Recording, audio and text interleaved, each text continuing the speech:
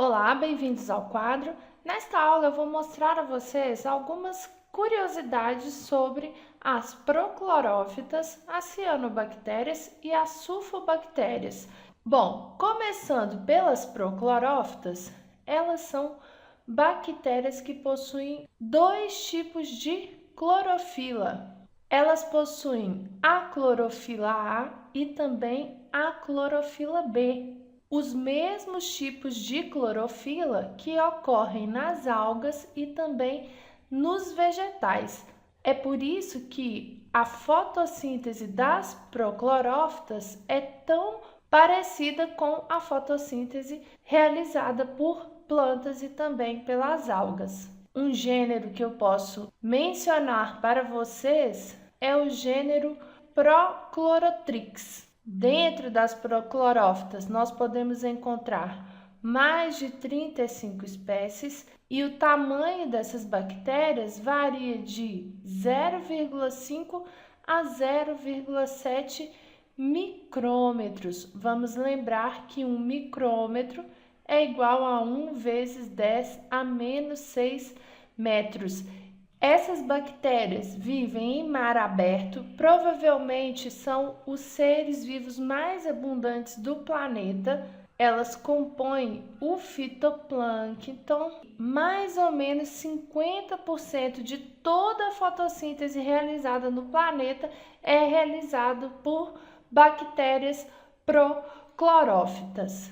Passando agora para as cianobactérias, essas bactérias também são chamadas de algas azuis. E um gênero que eu posso mencionar para vocês e que aparece bastante nas provas é o gênero Anabena. As cianobactérias, diferente das proclorófitas, possuem apenas um tipo de clorofila, que é a clorofila A. E elas também realizam uma fotossíntese que é bem semelhante à fotossíntese de algas e de vegetais. Então, aqui eu estou ilustrando para vocês o gênero Anabena, e a clorofila presente no grupo das cianobactérias é a clorofila A. Mas, além da clorofila A, essas bactérias possuem outros pigmentos que são pigmentos acessórios ao processo de fotossíntese. Eu posso mencionar, por exemplo, as ficobilinas. As ficobilinas podem ser azuis ou ainda vermelhas, e é a mistura desses pigmentos que dá a cor característica das cianobactérias. As cianobactérias podem viver isoladas, mas também podem formar colônias, e muitas espécies de cianobactérias que formam colônias são capazes de absorver o nitrogênio da atmosfera. E o que elas fazem com esse nitrogênio? Elas transformam em íon amônio.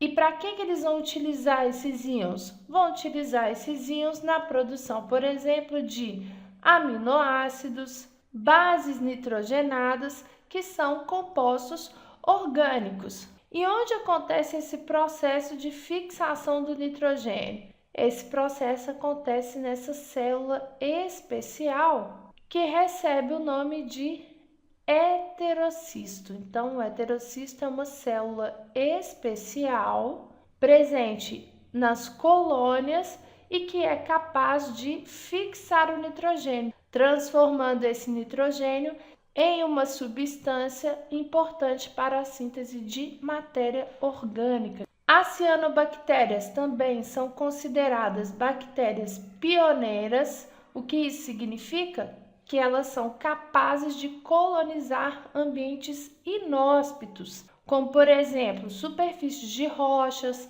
solo, água pobre em nutrientes. Essas bactérias criam condições para o desenvolvimento de outras formas de vida mais complexas. Além disso, as cianobactérias também são conhecidas pelas associações. Por exemplo, elas podem formar os líquens, que são associações entre musgos e algas, E existe uma associação bem interessante que é realizada com pteridófitas do gênero Azolla. Essas pteridófitas são aquáticas e se desenvolvem muito bem em terrenos alagadiços, como, por exemplo, os terrenos que são utilizados para a plantação de arroz. Nessa associação, as pteridófitas vão oferecer para as bactérias a matéria orgânica de que elas necessitam e as bactérias vão aumentar a disponibilidade de nitrogênio para a pteridófita. E para a plantação de arroz não poderia ser melhor, porque esse excesso de nitrogênio que estará disponível também será utilizado pelas plantas do arroz. E para terminar, vamos falar sobre as sulfobactérias.